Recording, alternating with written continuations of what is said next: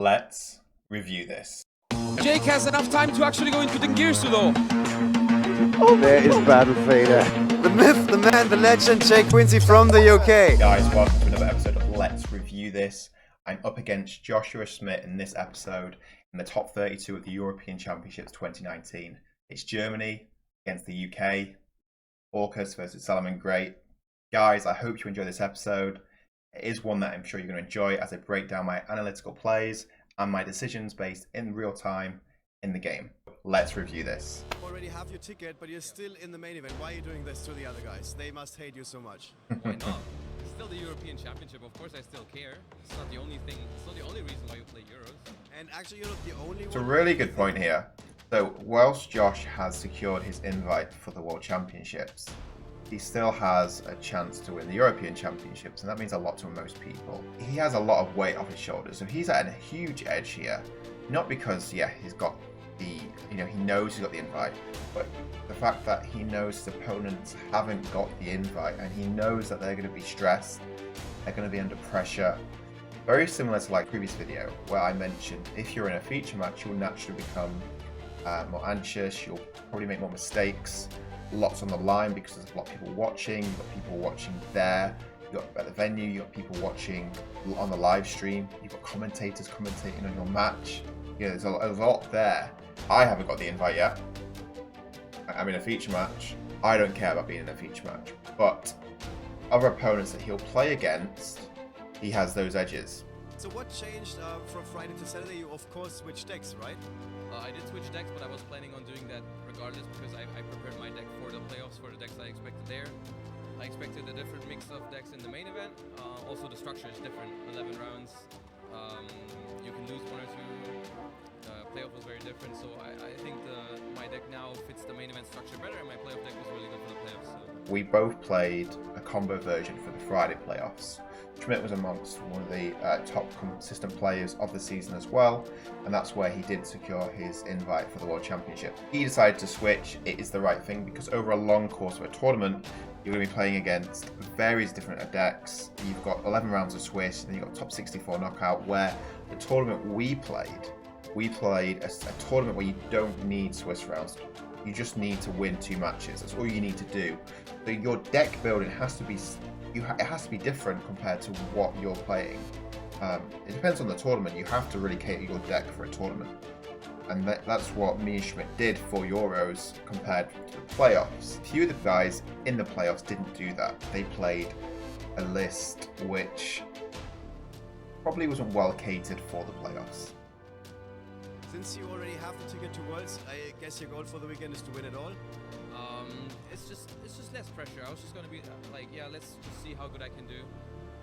Obviously, I would love to win, so I'm going to try. Please Very have good a man. seat. Joshua Schmidt, kicking people out of tournaments for fun. His opponent in this round is Jake QUINSEE from the UK. Hey Jake. How's it going? You came close before on Friday. Yeah. You got your second chance. Now you're going up against someone who already has his ticket to Worlds. Did you talk to him and say, hey man, it would be really nice if I could join you on the trip to Worlds? No, there's nothing like that. I just, we just sat down, we just started talking, and we're here to play. Oliver's going to ask a really interesting question in a second, and watch Josh. For me, it's a nice chance to win a trip to Worlds as well. Yes. And you guys played against each other the entirety of day one because you had fixed seatings. So is it fair to say that you know exactly what you're playing? Yeah, I'm pretty sure we both know the cards we're both playing and the decks as well. Right. What are you making of your chances playing against Joshua now? It's anyone's game. I think it'll be a good match for people at home to watch, and hopefully I win. But here we go. So Oliver asked, do I know what Josh is playing? And I knew Josh would be listening here, so I said, yeah, I'm pretty sure we both know the cards and the deck we're both playing. I did, and so did he. I feel like there's a lot of pressure on me, or he thinks a lot of pressure on me. Why not I give that back? Kind of like a mind game. He was obviously listening because he's curious. It's not a nice feeling knowing that someone has information. We're next to each other. We've been next to each other for the whole event because we had assigned seating based during the event. So that's another factor. But yeah, Josh knows my cards. I know his cards. We both know the decks. All right. Good luck to you two. Please also have a seat. We have some dice, you can either use these. So yeah, so they make us roll the dice on stream, which will happen anyway. So let's decide who goes first. Obviously, I want to go Josh has first. 6 with 2 dice, and that's a 5. So Josh. And Josh wins says the he roll. wants to go first. All right. Stage has been set. One guy can be super relaxed, the other guy needs to go to Worlds. That's how he feels about this. Let's hear it from Marcello Barbari and Danny Level and see what they make of it. Here we are, top 32 of the European Championship. These guys, not only did they make the points playoff on Friday. I've not so seen they're this match, so it's interesting to go over it. Players in Europe, but here they are again in the top cut of the European Championship after playing through 12 previous rounds. Absolutely, it's just gonna be one of the So playoff. We're still sure. going to the World Championship through the classic way. We can see So a lot of people were expecting. this is the breakdown, coming the into top this event, 32. and they were saying, this is the A lot of deck Salmon for the Great. event. So But Schmidt clearly went we with see a Salmon solid Great deck going for the strong, event. Sky Striker trying to catch Free up, Gazelle, and free Orcus and Circle, Thunder Dragon really very falling powerful. behind. A surprise amount. Striker's solid. Now, a lot of people laughed at me for playing Orcus for the event, and in my head, I was like, well, in a way, I laughed back at them. I said, I'm convinced this is the best deck for this event. If I re-entered Euro 2019 in that format, I still would have played Orcus, hands down.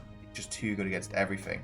The only other deck which I might have been very close to switching to would be Salad, because of how good the deck is. And I only really understood the deck itself while I was testing for Worlds. And if I knew that for Euros coming into it, then I might have switched. Then I might have changed. But if I went back before Worlds, I would have stuck to August, for sure. Those are the only 2 decks I would have considered playing for Euros. it is. Only 6 Brits topped. Match. Joshua is on Salmon Great. Jake is on Orcus. He did win the Darrow for Joshua, so maybe we will see some Abyss Dweller lockdown. I don't want to win Enough. So they know what each other are playing. There's no secrets here in top 32. It is going to be purely a So here we go, we're just breaking down the hands for both players. Now, if you look at my hand, I have Nightmare, Phantasme, Call by the Grave, Candina, and Fogblade. Now, a very solid hand. If I went first, broken, I have the combo. I would end on a very strong board, and Schmidt wouldn't be really able to play back, because if I combo off and I Call by the Grave him, I'm going off really. If I don't use my Call by the Grave, then I would be able to just use that against him and for sure secure the game. Now my hand, I don't mind going second because I have Phantasme, and I would be able to then, I have Nightmare, a way to get into the graveyard. But with this hand, you really do want to go first. Now I'm relying here on drawing hand traps with my Phantasme, and I can't draw impermanence. I have to draw either Veiler or Ash Blossom. So we do look at Schmidt's hand. Okay, so he opens a very good hand for going second anyway. Even though he's going first, he opens Ash, Phantasme, Impermanence, Buffalo, and Falco. So the first 3 cards are perfect cards for going second, and they're very good for going first still, depending on the other cards in your hand. And the beauty about Salamangre is it does have a lot of 1-card starters, so that's important here, because he's playing that, these then gain value. They gain value in your deck, so that's important. Over here, if I did go first, before knowing what he has, if he imperms me, it does kind of slow me down, but it does depend when he impermanences me. We know I have Call by for the Ash Blossom, but if he imperms the Candina, then it's really weird here. I can't do anything. I just have to set Fogblade pass. But a lot of people don't do that. They usually wait until I make Nightmare and then Mermaid, and then I'll go Mermaid, then I'll be discarding Orcus Nightmare, and when I discard Orcus Nightmare, he then can imperm me, or when he can Ash Blossom, then I'll Call by, and then he can chain imperm. I then have the Nightmare engraved then to continue the game. So, because I would just send Harp Horror, banish Harp Horror, and get Skeleton, summon Skeleton, make Galatea, and then Galatea, I'll put my Nightmare into the deck, I'll set then I'll either play Babel or Crescendo, and I think here I would have played against his deck. I would have gone for Crescendo.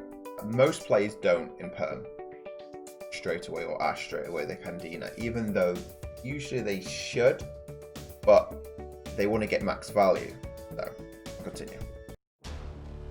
The handshake, show of sportsmanship, leading with the Buffalo. Absolutely, and actually Joshua is not looking that great.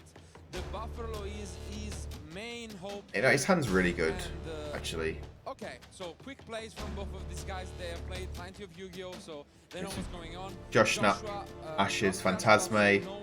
I don't hate it. He wants to secure a board, and then I'll never be able to Phantasme successfully because either he will counter trap me or he'll just play control, not make a link monster again because this turn he just make what he needs to do.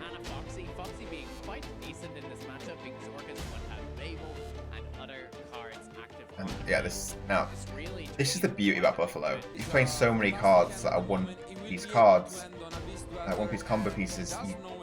You're going to be favourable when you do resolve Buffalo. And it also helps you make Baylinks, which will then get rid of the Garnet in your deck, and Sentry will go to your hand, and then you'll resolve Buffalo and draw 2 cards. You're going to be keeping an eye on the other guy anyway. Yeah. Like, they knew that this was a likely match at some point. Joshua's going to have an insanely good opening here. He's going to have a Infinite Impermanence, which matches really well into the Orcus. It dodges the Called by the Grave. There's no Phantasme down to be able to protect from the targeting effect. And yeah, he gets the foul because he has the setup with the Falco engraved. So I've got to respect Josh here because he knows I don't have any responses and he's just playing. And he's being confident about it, he's just continuing his plays. I like that. He's not asking me, is there a response, is there a response, is there a response? He just knows I don't have a response, so he continues to play. I think the card is just so good because as you could see with Joshua opening, he did not have a Gazelle in his hand, but when you activate Buffalo and resolve it, if you notice, at first it may feel like he's wasting the Ash, but he always will add it back with Wolf. Most likely anyway, or you can add a Gazelle, but you definitely want to add Ash. But you just don't want Phantasme on the board. Phantasme is a problem for Solomon Great. Very strong turn 1 board here, but he also has so much follow-up play, and that's the strength of the Solomon Great deck. He's able to play a lot from his graveyard, and he has everything he wants in there right now. So, we draw Ash. Now, I have a choice here. So when I continue my play, I have to decide, do I want to call by his Ash Blossom because it turns off my Ash Blossom. That's one problem here. So in a way, I've drawn a brick, complete brick, because my call by is only gaining I'm only getting value here by call by in his Ash, and my Ash is dead. I'm gonna have to continue the play. My graveyard's shut down, which is annoying. So basically, I need to get rid of the Wolf. I need to hope Josh doesn't have a way to get back Gazelle because it's in the graveyard right now. The first play always is Candina here. He needs more protection to enable his Orcus plays. He is not playing. I need to get Light Stage to shut down the back row. And Ash Blossom comes down on Candina. Yes, he's kind of forced to do this because other. Now, do I call by it or do I save the call by for his Gazelle? Remember, there's 3 Gazelle here, so there's many ways to get to Gazelle. Otherwise, he was gonna add the light I probably stage, do call by. so the Yeah, I do call by it. would have been useless, and now I wouldn't be surprised to actually see the impermanence being chained. He does, and that means that there are no more interruptions here from Joshua, but he also has the Phantasme on top of it, so it was such an incredible opening. Yeah, and here Joshua has just shut down Jake's turn 1. The Ash Blossom has been banished, and this means that Jake's Ash Blossom in hand is going to not be able to do anything during Joshua's next turn.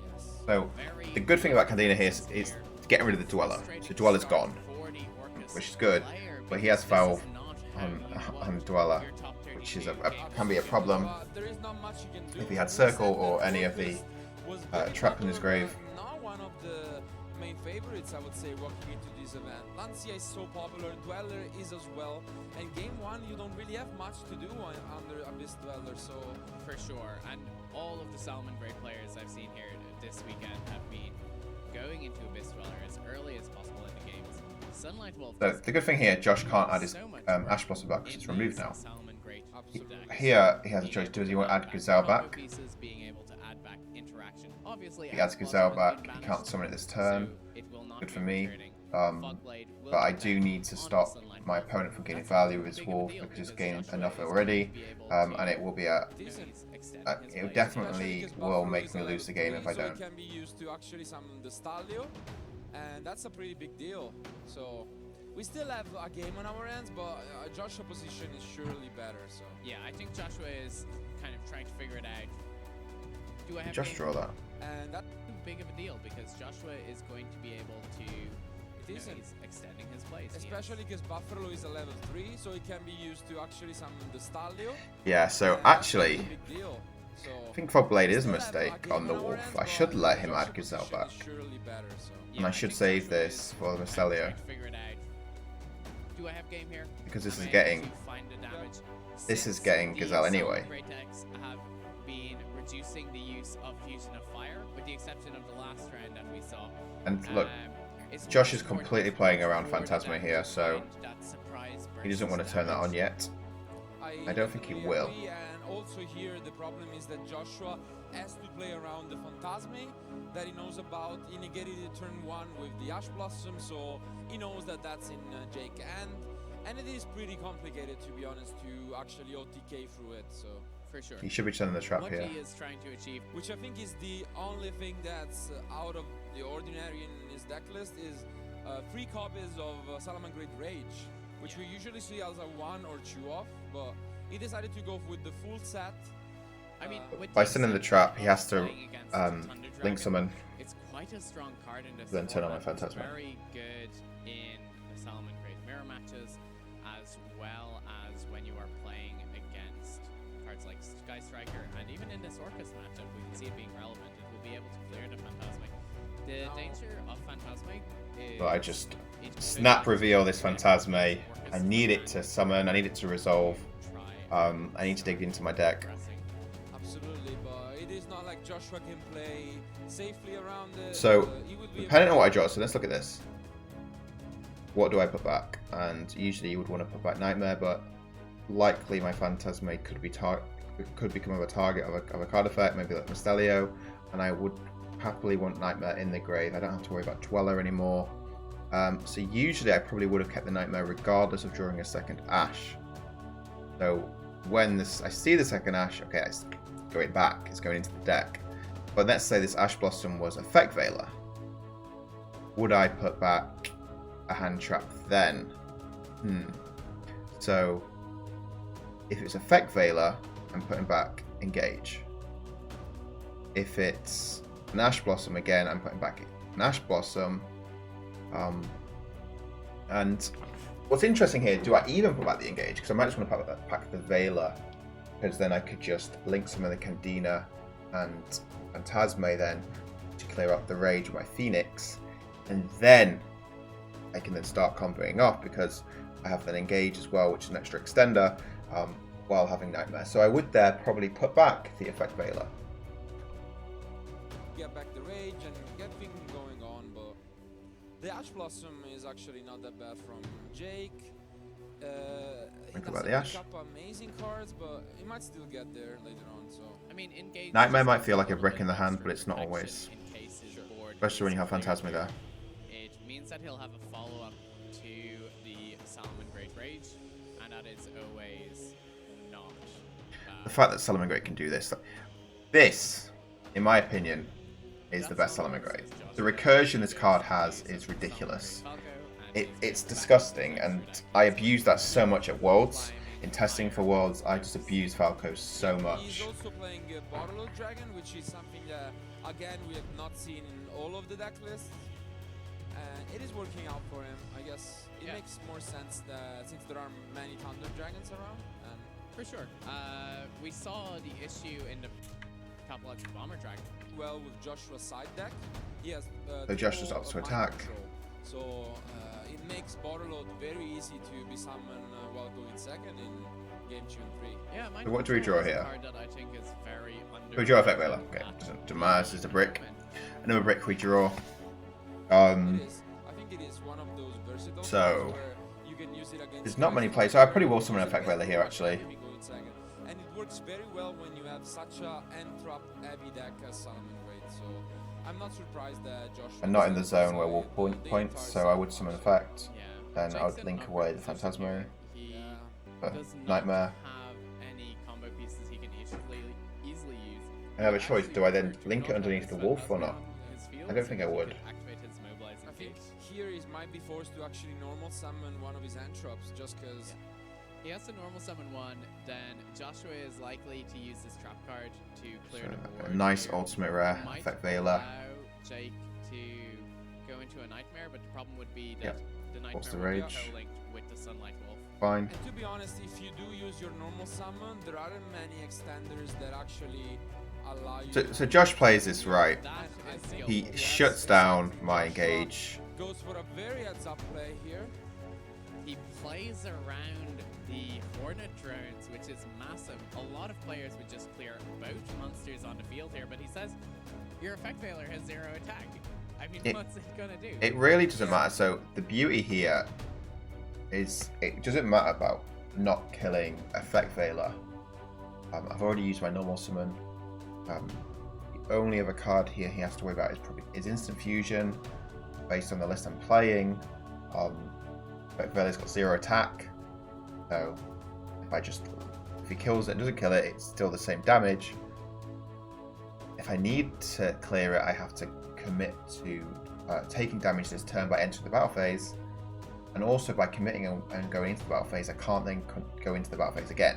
Whereas if he doesn't kill it, I would then play engage and then continue and make plays and then attack over any problems. So I like this play. This really does put me in a difficult spot. So Josh plays this well. So I'm forced to attack the Falco. Take 1100. Taking damage in the process, just so he can try to set up a turn or a main phase. Engage comes down. Nightmare Mermaid. It is, and this is also due to the fact that, as we were saying, they played around each other for the entire event. Yeah. Joshua knew that he was playing Sky Strikers.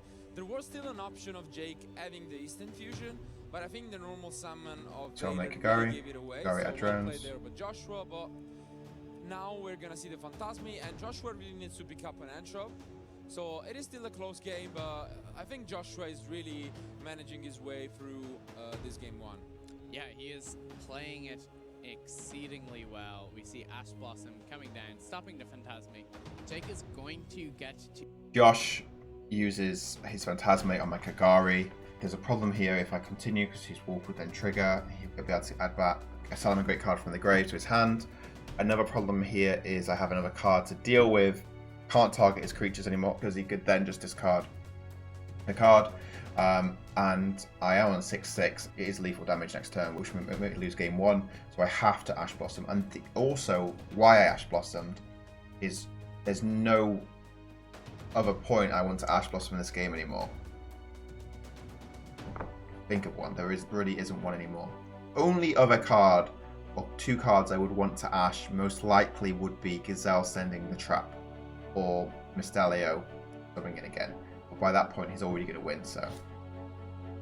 into his Orcust combo here, as Joshua does not have any interaction, but he can only do so much this turn. We'll have to see what sort of pressure Jake can find here. Yeah. So I've most likely lost this game, but there is a chance I could still win if this resolves. And I need to hopefully be able to set up a good board. So I'm trying to quickly do this.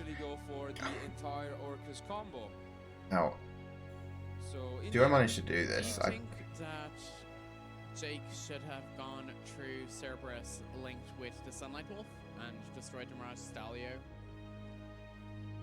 while it was co-linked?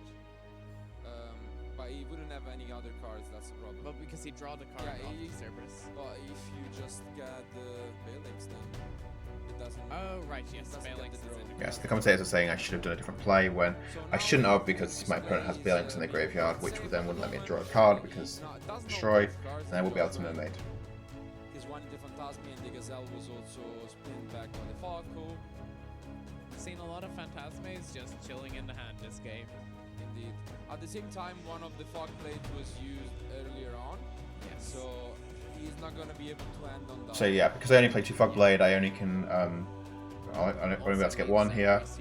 Our Shade Brigandine becomes a lot less worse, which he is playing because Time to Redoer is a very Now strong we've solved card. Galatea. Yeah, even though at the same time you could use the card as an extender. And I have a choice here. Do I get Crescendo? I think I probably would go with Babel here. I would have gone, I'm pretty sure I would have gone Ding, Special Boots from hand, and then link it with Ding and Ding and Boots then for another Galatea, whilst having Skeleton in the grave with Ding. In fact, he just uses it that way. He is not playing Empty Redoer at all in his list. Oh wow. Yeah. I'm very surprised by that. I guess it depends on The cost using, of playing Instant Fusion. and Super Polio also Yes. just like him. That's the one that really costs you some extra deck spots. Walker's so good. He's not even Rusty and Ding, holy cow. Something we had seen Holy cow. popular in the Orcus deck lately. It's nice rewatching this. Yeah, and on I the just- topic of super Like, polymerization, the deck is just so good. only has Starving Venom Fusion Dragon as a target, which means there will be no Violet Chimera shenanigans this Yeah. game, which Okay. is quite surprising. So yeah, because so Chimera one of the definitely Balinks had goes, a which is very good for good me. super polymerization target, but clearly Jake Yeah, I mean, he thinks probably he doesn't doesn't need it. think he needs it. Yeah, he thinks his Salamangreat matchup is good enough that he can afford to actually side super polymerization without the Chimera, and it is paying off for him right now. I'm pretty sure he played our at the event. How do you actually use your negations if you're he generally has a lot of value, and Mirage Stalio is also quite a So now Rusty's gonna trigger and Ding. for the Rusty and the Dingir suit? I don't The think Gazelle in Joshua. hand will be able to trigger and summon itself for free, which means if Joshua has access to other monsters, he will. Josh is just Both the analyzing. Wolf and the Stalio. Yeah. But that means that Joshua actually still has a few plays. He's definitely not out of this, so let's see how he manages to continue. Here comes the It's Gazelle. interesting how close these decks are. Joshua But sends also, a great card from his I'm deck surprised graveyard. how I've managed to get in this situation, basically going Seems like a second. reasonable choice. He'll be able to start returning And get to turn 1 Dweller as well. his Salmon Great Link monsters So Orcus really is to strong. his extra deck. It is pretty much the only thing he is missing, since, as you said, he has not been playing Fusion of Fire, so He has great graveyard setup here. He also has a Foxy in graveyard. which There's is a lot of history here between me and Josh. We played in straight Euros yeah. I Top feel Cup like before in 2012. I lost to him in top 16 in time, where he went on to Worlds they are both that year. best, as we were saying, there is no We played multiple times. giving back if you're either of the First two time we coaches. played Has been playing the game for years, but was he's at never YCS been Toulouse. We to played a round 1, Joshua wind up is versus going for wind the up. fourth time in Yeah, the this was summer. just where before Josh Still started missing, like win doing very well in against tournaments. YCS, so really wants to win. He was really nice. He even asked me for advice on all wind-ups and how to play it, or what my thought process on siding in and out, because he was siding into dinos. Or was he playing dinos and siding into wind-ups? He did one of the two, and I broke it down saying, yeah, this is probably why you don't need to do this. And yeah. So I could tell there and then this guy is going to be pretty good based on the conversation we had. And then later that year we played at Euros where he knocked me out in top 16. You can really play whatever you're confident with on top, and we're getting the actually confirmation of this by seeing such a wide top cut in terms of decks. Here comes Hita. Hita is going to target Ash Blossom in the graveyard. Josh is seeing a way to win. Trying to bait out the Fog Blade, but Yeah. Yep, exactly what he's it's not doing. even the most important thing. Because even if he because baits this out, Joshua still he has his his link 2, summon, and then he can make a link 4 here. With Salmon Great If I let him summon the Kagari, against Kagari. So he still has a lot of plays available to him. now he'll make Nightmare. Yeah, and now the Unicorn. Fog Blade will actually be used. Do you think it was Sorry, ever Helia. to just use it on Hita there? My Or gosh. do you actually rather force the I mean, Heat Leo doesn't have any targets, right? Other than the Fog Blade. Salad is so good. You might as well use it on So good. What I mean is just that if the Fog Blade should have been used before on the Ida, or just you let Just some Joshua Foxy go back. first. I guess Foxy would he has destroy the the line, Babel. but now, I like using it on the Hita as opposed to the Heat Leo. The only extra benefit you get from using it on the Heat Leo instead. I think I make a mistake here, actually. To reincarnate Link, Exactly, that's the Heat what I was Leo, saying. but you don't really gain anything there. The Heat So the mistake I basically did, counts as a link tree. and I think it was a miscommunication error, because I do remember this. Joshua seems like was trying. So I've got Babylon face up. I have something in the grave where I can resolve it, and I should have done that, but I don't in time. So basically I say okay, and then to the activation where I should have done the chained, which didn't happen. So Trying to use Fox. there's a mistake on my part. I don't think he really gave them much time to Jake to respond, because he could have used it. Because let's remember, Foxy does not target. So if you do not It was a answer while ago the this attack, match. then the big I was is gonna get convinced. destroyed. I just didn't. Jake cannot chain. The summon and the destruction are all. I was powerful, convinced I all should the have. same effect. From my Um, perspective, I it di- was well, I didn't quite have a chance to fast, respond but of here. course we can't know if, Even though I meant to, I Joshua intended asked to for a respond, response. of course. So I think it is gonna be clarified real quick by our judges, and it shouldn't We get a be- judge. I do think I lose this judge dispute. Here is where, like, I just accept it. I'm like, okay, so fine. amazing. Exactly, and in these slower. It was matches, annoying because Shooting Fire really, we did really manage to come strong. back to this, Set. come back to have a chance to win this game. Like, due to the fact that Jake used the symbol at the beginning of the turn, Yeah, getting rid of his field, he still didn't use the Stalio, and he plays 2 copies of it. exactly, So exactly, and he he does returned have, one back with Jack Jaguar, Yeah, right? so he does have access to the Stalio if he feels like it. Regardless of this, he's gonna be able to end on a little bit of a miscommunication Yep. on whether the Foxy was having a response. It seems like the judges aired actually Jake saying okay. Joshua was fast, but if actually Jake was going for that, I'm pretty sure they are gonna allow Joshua to destroy the field spell. Yeah, so Josh was playing reasonably fast. He tried to activate Foxy. So I was saying okay to the discard of the cost. But what I should have done is I should have said, okay, it's okay for you to discard that, but I'm still thinking on the chain resolving. I haven't confirmed the chain's resolving yet, but I didn't do that, and it seemed then to the judges and to Josh that I let the chain resolve, which I didn't intend to do. I didn't intend to let the chain resolve. I wanted to still think on this, but it happened. I don't think at the end So- of the day it will actually change. So I see where the judges are coming It's a from, case of you and need to be really yeah, careful, it's especially in myself these high-pressure where I should have been like, situations, okay, how let me you're think. interacting with That's what I your should have said. opponent. So a little bit of a misplay here from him, but there are Yep. worse things, honestly. Like Yeah. his play has been fine, and I don't think, as I was saying, that it will affect the match in the end. Yeah, important to stay focused here. He's still very capable of taking this match. Like you said, Joshua is after going into the Mirage. So the Stallion, annoying thing here is lets him because he put turn Stalio back, the Rusty use Barley Stalio's effect to to put the the Rusty active, back, I clearing can't one of the use monsters away. my Fog Blade on The it. Galatea is now no longer protected, which means he will be able to clear it off the board if he wants to. Additionally, he has a Phantasme and an Infinite Impermanence for backup. Okay, so in a now pretty decent my Galatea spot. dies because it's not Sunlight linked Wolf anymore, going and to also he attack can banish the Balinks to Galatea. protect his wolf. Joshua is going to banish Balinks in order to defend his Sunlight Wolf, because it really is one of the kind of core parts of the Salmon Great Identity. Set an Infinite Impermanence, pass turn to user.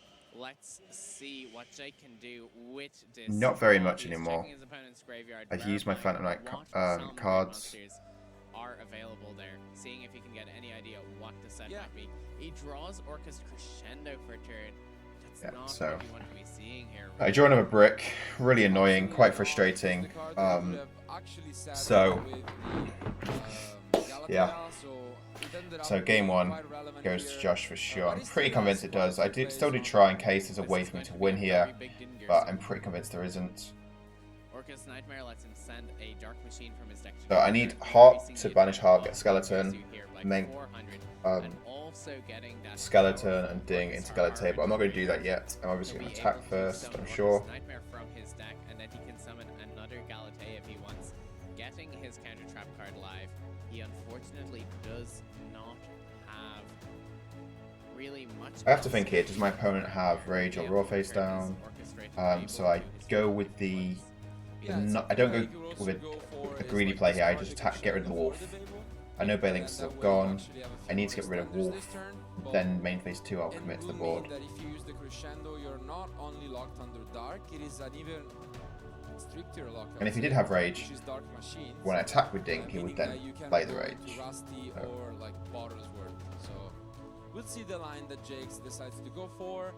Time was also kind of an issue. We did stop, of course, for the judge call, but there should be pretty much what you see on screen. So around 20 minutes, and this is still game 1. So Long game. I'm really wishing we're not gonna see just a game 1 out. Oh, that's it. Do you think that all Jake actually had going on? He just passed.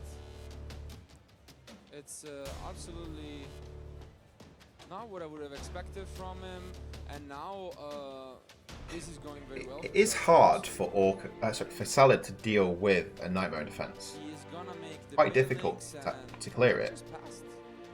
It's crazy. I mean, it's such an awkward board. especially at this point in the game. Sometimes just I know his face down is in rage. I know it's not going to destroy it. Also, just after getting word that we have just had the finals of our first ever giant card speed duel event at Europe after this. I had the chance to play it at a Comic-Con event in Italy, where I was basically doing what in the US is called Duel the Masters, and it was old speed duel. I'm glad Josh is doing this. Josh thinks my face down is Brigadine. I don't set Brigadine, I set Crescendo. So I didn't set both.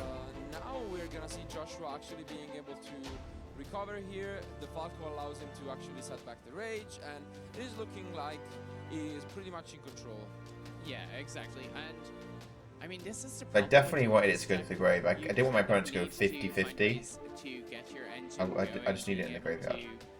to mess about with your banished cards and your graveyard cards, and at this point in the game, it's just a lot clunkier than the Salomon Rage. Absolutely. And it is true that The Joshua bar load could have comes down from Josh. might have wanted to play around the Phantasmi in and from Joshua. He knew about that, so that's maybe why he didn't go for the Galatea last turn. That's But Yeah. pretty strong. it seems like this is going in Joshua's direction. He will be able to. By taking Ding, Ding can take rid of him and clear Nightmare. Yeah, on stream for the Salomon Great players. For sure, and Warlord was like back near the start. And of Orcus Link does struggle Plus, against. Warlord was such a It can powerful well, it can option. struggle against Burrowload, Really obviously, unless Ding sends it. in its But appearances as of late, especially at this still point in the game, it's just as quite strong difficult to when it clear comes a down Burrowload to and being then able to deny um, the Gearsu. and hopefully win. He Point took my here, Ding. we see I the can't Skeleton being added to can't hand. use Skeleton to Draws a summon it. Phantasme, that is not what he Yeah, draw wants. Phantasma, another brick. Okay, not really much I can do here. Seeing if he can find something Pretty sure I that just keep will it up get now. him out of this situation, but it is not looking good here. Setting a skeleton, maybe he can pretend it's a jackalope. That might be able to I mean, scare he Joshua. does have a few but plays here, to be fair. He only has to play around what Joshua has, and he doesn't know. Like, the only card that he knows about is the Phantasme and the Rage. And at the moment, actually, Joshua has no way to trigger the Rage. So we'll see how this goes from, but... So I decided to crash Skeleton into he has a Ding. side impermanence, He does Fate reduce and the Great Skeleton with Phantasme, Burrowload. So definitely tough here. In main phase 2, do you I'll think there banish is the an Skeleton argument to summon for taking a Ding in the grave. Din Gearsu and just switching it to defense? Possibly, but So Because Galatea, this way, course. he is Galatea going with access trigger. to Galatea. I need to. Joshua, on the plus side, he does have the Phantasme. He gets a sign up. I mustn't have the other Ding in the grave. Putting one of the That's failures why I back. would have He seen doesn't Galatea need to here. Galatea is good in that it will allow Jake to start recurring the symbol skeleton and such. If he wants, he is opting not to do that. Just going to go straight into the Din Gearsu, which will be able to clear the Warlord, except for the failure coming down. So just fails me. here It has he doesn't have Phantasma. any other way Yeah, to and now I clear. decided to scoop. Jake has seen Makes enough sense. and he scoops We have, what, out. 15 minutes left on the Joshua clock. takes Really game frustrating, one when there are considering only how 15 minutes these remaining. decks It work is in gonna terms of be tough to recurrence. see a game 3 on The beauty about time, Orcus is honestly. it can just start Yeah, game. for sure. When it starts, it can Now just we're gonna start with take a Window. quick look at their And side that's decks. that's usually Jake game is over most for likely Salmon gonna Group. go first. And now though, every time we see an Orcus deck on stream, once you get to the side deck, then you know 3 copies of Lancia. So If Josh you will have, be going second game enough 2. cards, Decision to use. I will be going first for sure. you cannot Definitely have what I want to draws happen. in the single So yeah, even though I lost, I'm still having banter if with Jake Josh. can wrap this game 2 up quickly, he I will can't be let able to it. get I a can't let game it get to me, and I don't. It's obviously annoying, but I'm trying to win the overall match, not just one Definitely. game. Definitely a lot of pressure here. Yeah. This guy has been putting a lot of work in all season to get himself to the World Championship. Okay. I am one game away from being eliminated from the whole tournament, and Josh has 2 chances to do that. It opens up pretty good, and I do see an Imperial Order, which lines up very well against Joshua and but Let's see the hands. is also very nice. So they both have very good hands. The Artifact Lancia is indeed Josh opens solid for going second. alongside an Ash, which means that he has all Josh of knows the- he's going second anyway. to actually- That's why he started in mind control. Lancia is just broken for this matchup. So it's really helpful. You know, it's really good for him to have Lancia in his hand. It does slow me down from making a very strong board. He has the Ash, it's quite frustrating. If I'm playing Striker, would he Ash? Most likely. Would he Ash? Engage? Would he playing Orcust? Maybe not, because he has Lancia, so I don't think he will Ash Blossom the Engage. He would save it for the Mermaid. actually stunned here. Yeah, so it's Okay, very so yeah, good he that lets we're it resolve. holding the Ash Blossom here, because really the core place to land it is on the Nightmare Mermaid. Jake is going to have difficulty continuing I love Engage. from there. I love it. Because the Not- only Orcust card he has I just love it as an engine. I love the fact that I can get drones and make Gari, then make Nightmare, and then make Mermaid. You want for kind of beginning your Orcust plays when your opponent has negated. Yeah, to be honest here, like he doesn't even need to use Lancia, because as you're saying, he will be able to stop Jane main play. And the only Barry, did you just call me Jane? Jake in the Imperial Order itself. At the same time, Joshua does have the ability to play around that. Okay, so I'll make Mermaid. Yes. So we will see how. It's a shame I this can't is see my hand going here, on. actually. Here comes the Okay, discard for so I Mermaid. do discard Joshua Candina, says, so I obviously don't have "That's Nightmare in my awesome. hand, Do you I have don't have a Skeleton. Jake does I not do have use Skeleton, some I just knew skeletons, I was so going to it'll be save a that in good case he did Galataeum. respond with Ash And Blossom. then into Dingersu if he wants, but he does not have Shame my hand's not here, so I can be able to review it which means Galataeum properly. will not get to search and is not doing much on this board. Yeah, but at the same time, if you go into Dingirsu afterwards, it does. So, Candina is a brick. So not brick, Candina. The other Trickstar monster level 5 guy is a brick here because I have Engage, I have drones. I don't mind him ashing. If he ashed the Engage, I could just summon, especially with the level 5 Trickstar, and we'll summon Skeleton, then continue. So he did it right.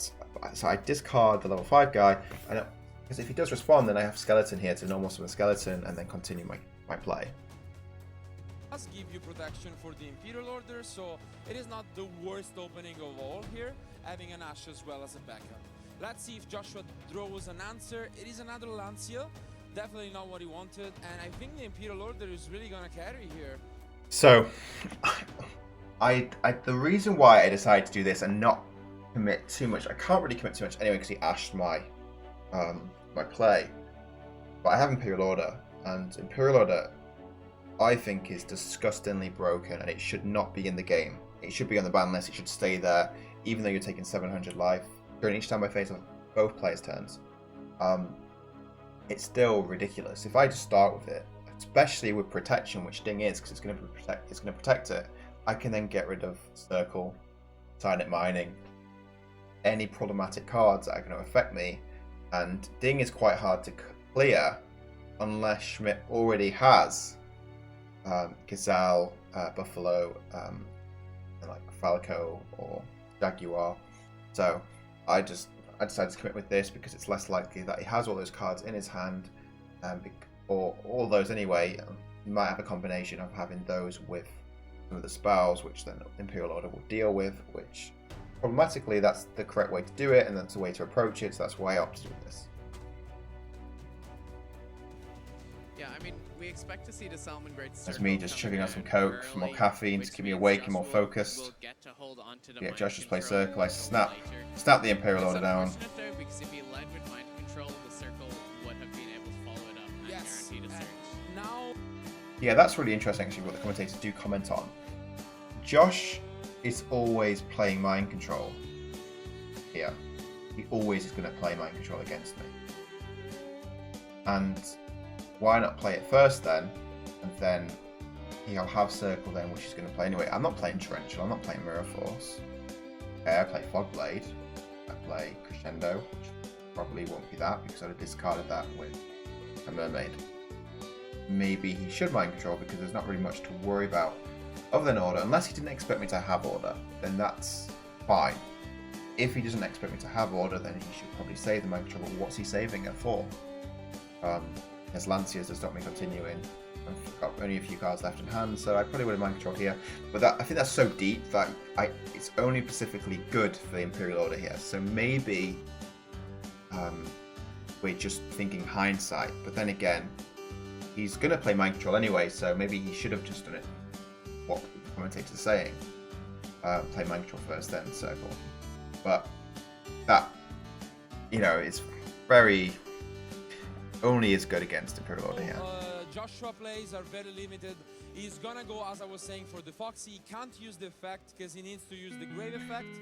But with the gears to there. So Josh here will be going Balinks add Sanctuary, discard Sanctuary, summon Foxy. Foxy will then try to destroy Order, which will then have detach the thing and protect the Order, and then Josh will just pass. How this game, it's really interesting rewatching this because I get to see Josh's hand at the time of play as well as my hand. And man, if Josh played that mind control before Circle and then changed Circle onto Imperial Order, I would have lost. I would have lost 2-0. Oh my god. Oh my gosh. At the same time though, what he can do is Ita. So he can Ita and get back the Kagari, and that way actually clear. I think Josh here is actually annoyed. I think he realizes himself. And just look how he puts Sanctuary in the grave, and look how he looks now. I think he realizes that he just threw this. But that play is so deep. It's not like so deep. It's very specific to Imperial Order here. So you can't really beat you up. But then again, unless Josh is thinking the way I'm thinking, which he probably is, where he's playing mind control anyway, for the other reasons that I've listed off, then I can see why he is annoyed, because I would be annoyed here. So he tries to send a Sanctuary to summon the Foxy. Jake remembers The one thing I hate doing is making mistakes. I hate it. I absolutely hate it. Yes, here, as I was saying, it's pretty sure and obvious that he's gonna go for the Ita, but as I was saying, it's So you look at me here. I'm looking at Josh. I'm very comfortable. I'm just hoping Josh doesn't have a way to continue or have an extender, and now I'm pretty confident he doesn't.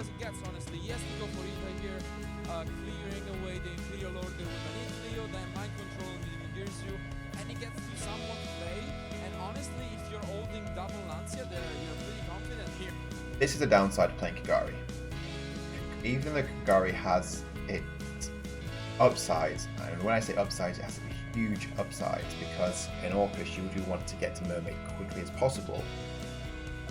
It does turn on heater for my opponent who's playing Salamangreat, and that is rather annoying, but that's a downside I'm willing to have to play Kagari. Especially if it's a simple skeleton in graveyard is not going to be doing anything at all, just sitting there. Yep, so doing whatever Schmidt snaps that Helo down to get rid of the Order. He then should mind control my ding. A negative thing for Jake going into the next turn, so let's see if it does pay off, but Joshua really couldn't do anything out of this. I called out the play at Gets the beginning. the Helo damage in. The only really decent play yet, And then he'll link away for a smaller creature, a monster. Like an instant fusion or a way to play through the Lancia. Yeah, and Joshua's after getting a lot of Josh makes Phoenix. He has double Lancia. Snaps Lancia down.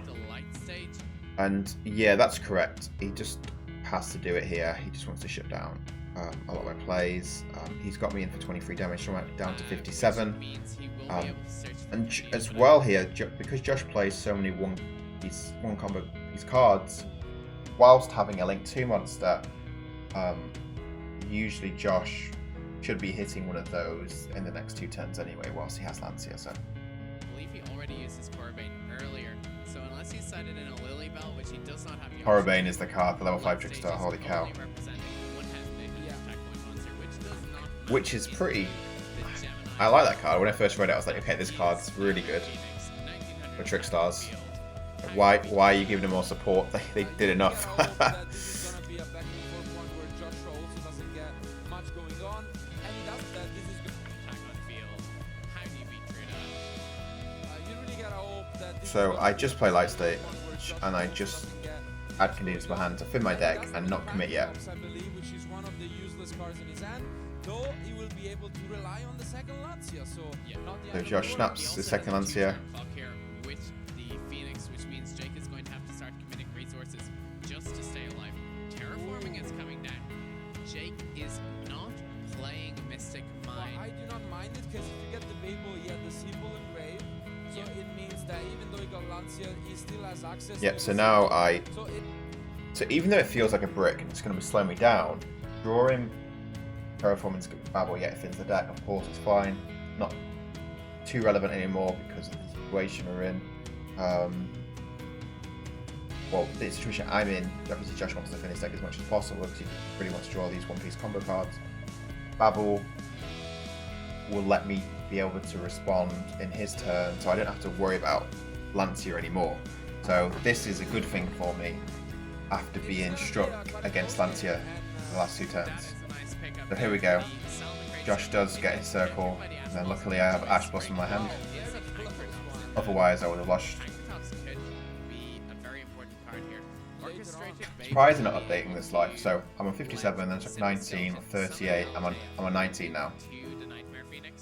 After taking this 1900 damage, so I can't take any more life. But I think I like the. I do like Jake's position at the moment. He's getting back. Now in the end phase I will go Babel, I should do anyway.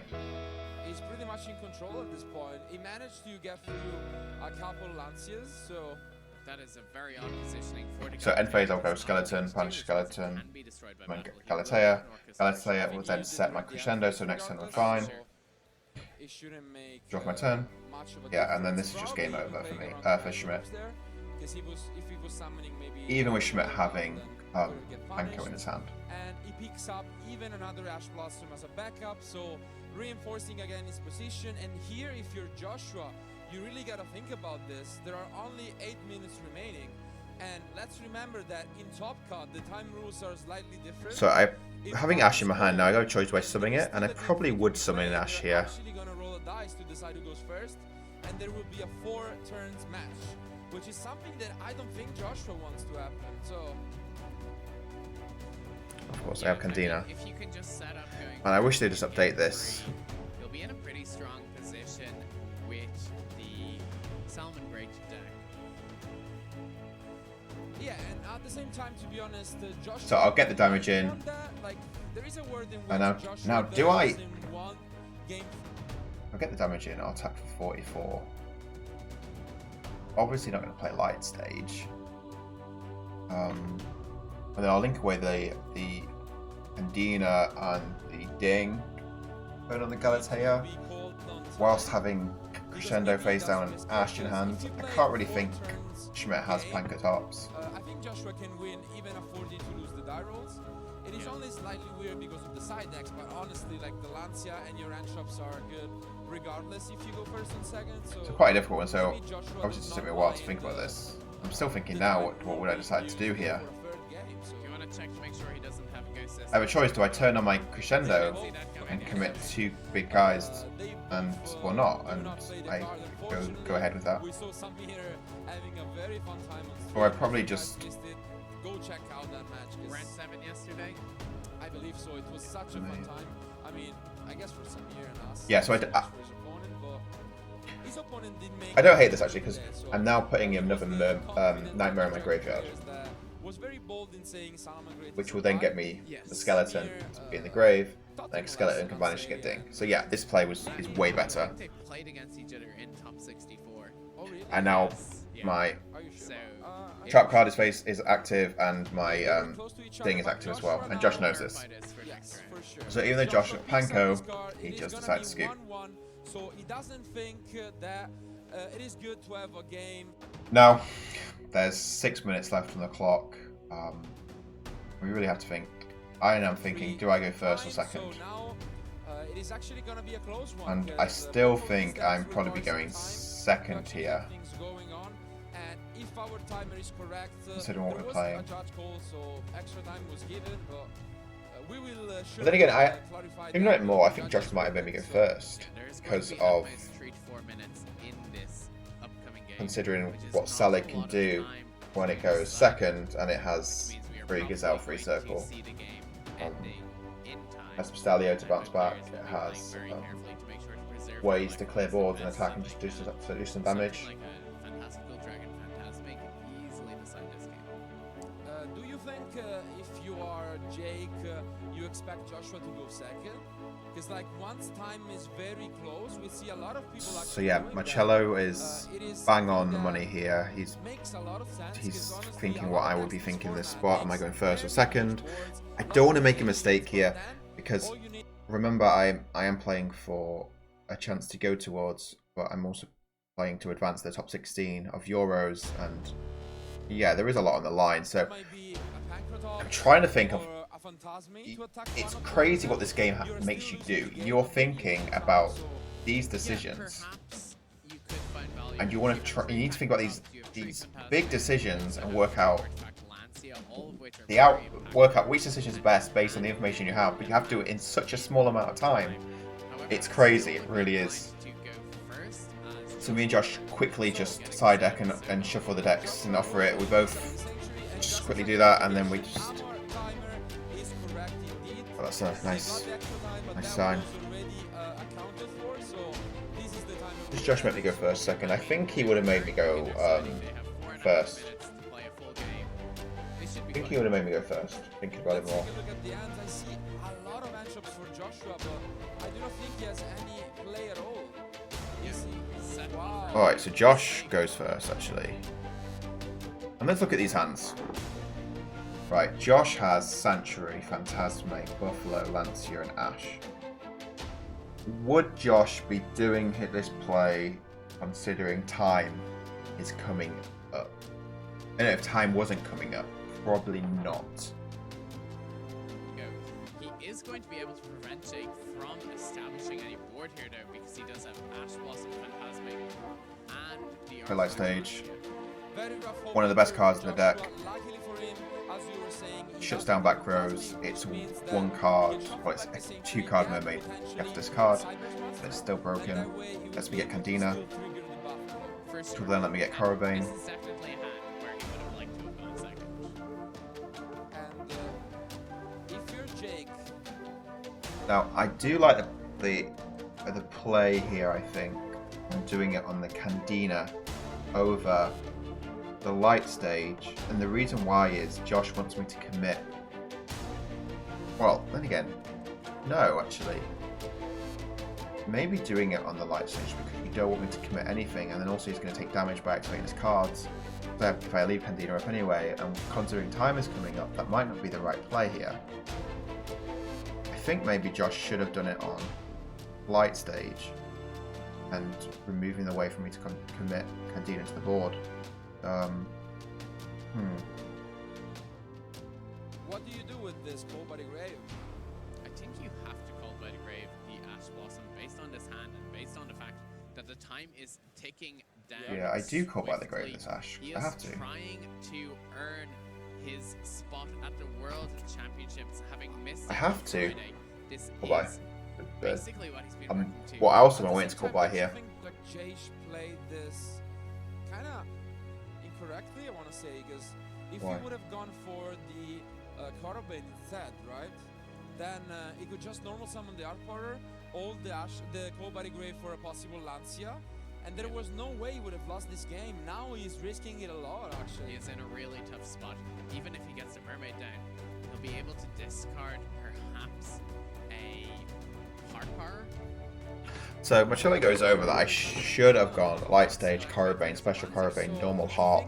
Jake was And really look at it fast, that but way. He got super excited because, I mean, you can't really blame your opponent in tougher he chooses Joshua Schmidt, and he starts with a set monster and pass. But I like going Candina because it does apply a lot of pressure here. He should have really thought about this a lot more, because he could have played around both fashion lands here. Now he can get punished.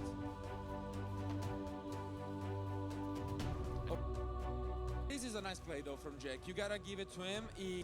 So he plays around the possibility, and he's gonna combo off him Memphis 2 instead. The problem is the Phantasme still comes down here, puts a lot of damage onto the board, is allowing Joshua So now to I turn on get a Schmidt's sign Phantasme. He doesn't even have to think. He's just She's like, annoying here. There is no thinking here, and I think Joshua might actually be able to steal this game. It is gonna be very, very close. The thing is here, the Veiler can come down and completely shut Jake, because the Lancia is then gonna be used. Now Wow, what a Schmidt match. Veilers me. He has the Phantasme to negate the Fog Blade, and I think And now Schmidt well, Schmidt's very confident here, like, wow, there's an opportunity now for him to win. And that's annoying that I did that. If I had more time to think, I should have just left the two guys, set my Fog Blade, and just end. That's what I should have done. Especially because my opponent just set a monster and passed. I shouldn't link summon because he is likely to have Phantasme or hand traps. He has to have hand traps here, so this is a mistake on my end. I make a mistake here. This is a big mistake to make. I didn't have long to make my decisions. So I had tried playing as fast as possible, and because I didn't have enough time to think, it led to me making a mistake. Jake to finish his turn. I think Jake has to be really fast here, because there is not much he can do. I just pass, 1 minute and a half remaining. and there's a minute and a half left on the clock. Josh is trying to. Salmon Braid, Gazelle. It is going to be able Man, to rewatching this makes me really feel summon like, It is gonna wow. be a blow It makes me up, feel but like at the same 2012 time, Joshua Euros. doesn't have a card in his hand, Just which playing really means quick that here. the Fog Blade He knows what he's is trying to actually do. useful here. Fuckblade targeting Gazelle. This means Joshua can go to battle phase. He only has So yeah, Josh is playing really fast here. I'm not slowing me down in any way. That's just needs not. to be very careful. not- I'd it's not almost be very inclined etiquette, to you declare know. Enough time here. He does have enough time. He's gonna be able to use the activates Fox. Foxy. This Just is his more cards. than enough. I'm pretty sure Foxy. Joshua is gonna win this game. Goes But light he can just stage. attack with all these monsters, then make, like, 50 seconds left on the he clock. does have access to Goes a couple Phantasme of plays. attack. He I can take even 2400. uh, Puts me down to 56. and this is gonna be I take very 500. Incredibly I take high Foxy. situation. Puts me down to Of 4-4. course, Nightmare Mermaid only had 0 attack. He wasn't able to summon the Orcus Nightmare because of the Veiler, and then Now Josh just thinks summoning Lancia because as well were able you know. to shut down Jake's plays entirely. And Now, it is this must right be to do so? frustrating because if he had just Maybe not. stuck with the Trick Stars, he would have been in such a strong position to try. But and Josh win thinks summons this away, match, makes Borrow Load, because and then Joshua's hand What a was not match very just strong. passes. So Josh makes Borrow Load, passes, very comfortable. He's ahead on life. He has a card which is a quick effect, decrease by 500. Borrow Load really hard to get rid of until this happens. He has enough time to 11 actually go to the seconds gears left though. on the clock. Oh my god, this is gonna And be I so remember close. thinking He in can this just go moment, and summon Dingirsu and take the game. This is absurd. He has 2 seconds. Oh, what is happening? so when we have 11 seconds left on the clock, or just before that, Jake's plays entirely. my opponent's playing his And turn. it must be so frustrating because And if he had just I'm like, stuck okay, with man, the yeah, Trick Stars, I he would have lose. been in such a strong position And the only to really try way, and now he makes Borrow Load, and I'm thinking, oh, the only way I can win here. But right now, I think as soon as he makes this, and then he just passes, I think the only way I can win is I need to clear this, make Ding, and attack the game. There's 11 seconds left on the clock when I start my turn. I know I have Heart Horror in the graveyard. I need to play this really quickly, and hopefully it resolves. And here we go. The match does. Jake has enough time to actually go into Dingirsu though. Punish Heart. Oh my god, this is gonna be so Summon close. He the can just first go and summon Nightmare, Dingirsu and take no, the first game. Orcus card I see in my deck that I can 2 summon. seconds. Oh, And then make Ding. what is happening? And then Ding, target. Ding then Oh my God. sends Borrow Load, and I go send and attack. This is gonna be so Now- close. What is going on here? And then Josh here is saying that he wants to Borrow Load my monster and decrease by 500, which in doing so would then mean I wouldn't have, I wouldn't have enough time to go to the battle phase. That's why Josh tried reducing my guy by 500. And the judges then step in. So maybe it is over. We can. I do summon Ding, and I say send, borrow load, attack. And I push it forward as well. But I say send and attack. Clearly, the judges can hear that, Josh can hear that. And Josh is saying, I want to decrease it. Even if he does decrease, the best possible target, which in this instance is Ding, because it's the highest attack guy. It's the only guy that will be on the field anyway. It goes out to 2100. He's getting he's making the best play in his turn. No, in my turn that he can with borrow load. So it doesn't change the game state that much. And all the cards are knowledgeable, public knowledge in terms of what Josh has, because he has no cards in hand, nothing in the graveyard to activate. I do have to explain this to the judges. I don't see there's an issue here. Josh thinks there's an issue here. Some of the judges think there's an issue here where I shouldn't have enough time to go to the battle phase. Probably just go back to us in the meantime, and we will let you know what our judges decide. Like, I don't know how it's going to go once the judges are thinking, because I have to. There's a lot of trust here going on the judges' side to make the best decision possible, and even though they do have a difficult job at times, and also they have to consider both sides, etc., etc. But a lot of power does come from the judges, because if they make the wrong decision, it really does affect your tournament. And I'm just here hoping that they understand my point of view, where I know his cards, everyone knows all his cards. He's borrow loading at the best possible point. Why can't I just attack? The game state doesn't change anywhere, and before the timer ended, I even said sending attack. And yeah, he can chain borrow load. Fine, chain borrow load to my Ding, sending your borrow load. It's still on 20. It's still going to be able to attack, because once the chain resolves, I'll just attack anyway. So. But this is gonna be quite a close decision, honestly. It's a more high-octane match than anything we saw on Friday, even. A lot of pressure here as well. There's a lot on the line. I'm literally having my heart like going super But what a fast. match. Holy cow, one of my friends was watching the match from home. Couldn't make Euros. Watching the match, there's 30 seconds left on the clock. And it's like, damn it, Jake's lost. He goes to make some food. He comes back and he sees what happens. And he can't believe it. The first two games, honestly, it was pretty much what we have seen the entire weekend. Obviously. Back and Man, forth. what a crazy match. So the judges are, there's a long time here the judges are considering this decision. Not in a row. Definitely not less And fun, like. when I explain it to the judge, they're like, okay, no problem. Josh, and they rule it in Josh's favour. And I'm like, okay, I get the head judge. You should always appeal, by the way, guys. Really important that you do appeal, because what's the worst that can happen if you don't appeal? The worst that can happen is nothing. Yes, maybe it takes longer, because you have to wait for the head judge to come over. But the head judge is a head judge for a reason. The head judge is more experienced. The head judge has probably judged more events. The head judge has pretty much made more difficult decisions than the floor judge. And I'm not taking credit from the floor judge, but the head judge is the head judge for a reason. So you should appeal. So if there's any chance that you think you're right in any way, appeal it, because you've got one, you know, the worst that can happen is it goes against you again. The best outcome, it goes in favor of you. But then you also know it's right by getting the head judge, and there's never going to be doubt in the back of your mind, like, maybe I've been wrong all the time, because then you'll think that will work next time, and then maybe won't work next time, and that will just affect you then. As I was saying, I was invited to one of the main Comic-Cons in Italy to just play speed duels against... So yeah, so tell the judge, this is what happened, he rules against me, get the head judge comes over. The head judge speaks to the judge that gave the ruling, and the head judge, so that they're speaking over there and on the side of me, and I can't hear them because I've got headphones on, etc. I then take my headphones off, and just before the head judge intervenes, I re-say what I'm trying to say, and the original judge now understands completely what I'm trying to say. And when this is happening, the head judge is putting on the headset, ready to talk to us and about to give his decision. And I'm pretty confident he was going to rule in Josh's favour. But luckily, the other judge then understood what I was trying to say, and then he said, hang on a minute.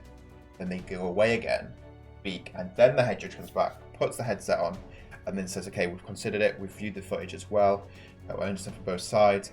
And then because Josh has all the information that present, he has no cards in hand, no face down cards, and every card is public knowledge, and the best possible point for him to borrow load would be on the ding. None of the game state would be affected based on this, and therefore Jake should be allowed then to enter the battle phase and attack for 2100. But as well, I did actually declare that when I send ding and attack, Josh was playing very fast, going bam bam bam, summoning constant cards, etc, etc. Why can't I just go summon, then attack? And that doesn't even really need long to take, because Josh knows that the best possible outcome for him to use ding, borrow load is on ding, etc. So he knows what's going on there. He understands it. So he should be then, well, yeah, okay, obviously ding and send in borrow load, I've sent it to the grave, yeah, obviously I'm reducing it, so yeah, I'll just take 2100. But if time wasn't affected, we probably wouldn't even have a judge call, etc., because that would have happened in that time frame still. The damage would have been taken, and he, and then maybe if I don't have any more plays, I'd pass, it's his turn, he draws. But because time's there, then Josh is trying to then say, actually, I should be allowed to borrow load, etc. So. I mean, I've been playing. Thing is that. So the judges. There is one. And me coming. I wonder when. Like, it's a long judge call. It takes a long time. This. So it takes over 10 minutes at least. I'm pretty sure.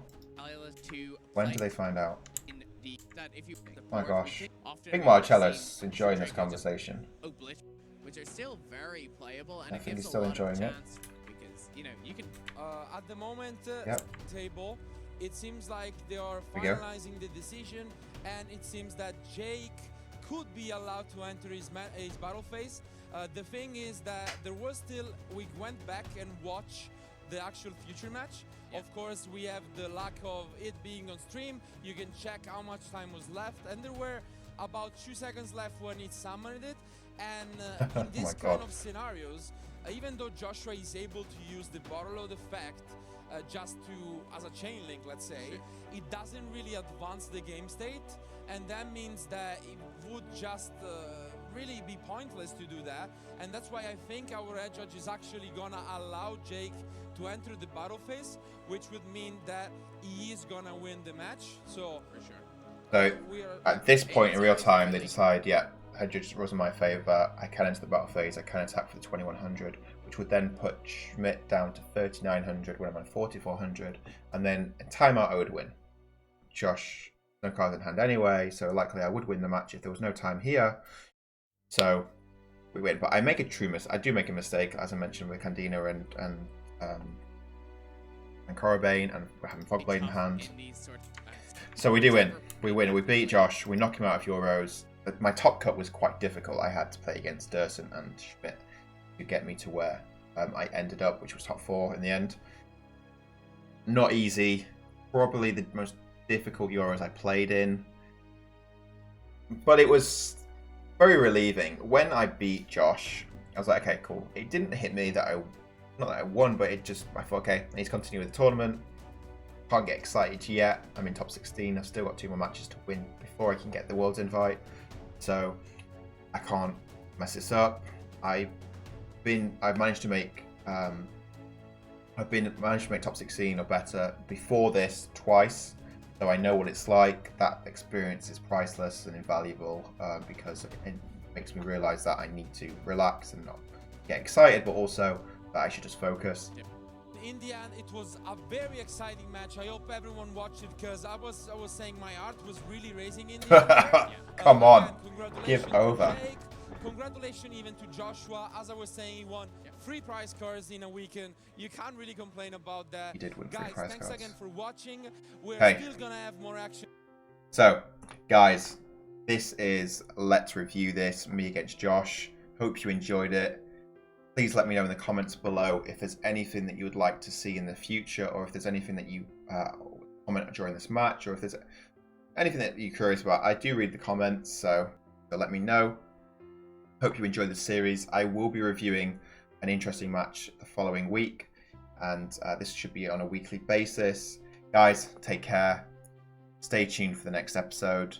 Subscribe to my YouTube channel. There's a lot more to come, and I'll be doing a big giveaway at 10,000 subscribers. So, thanks again.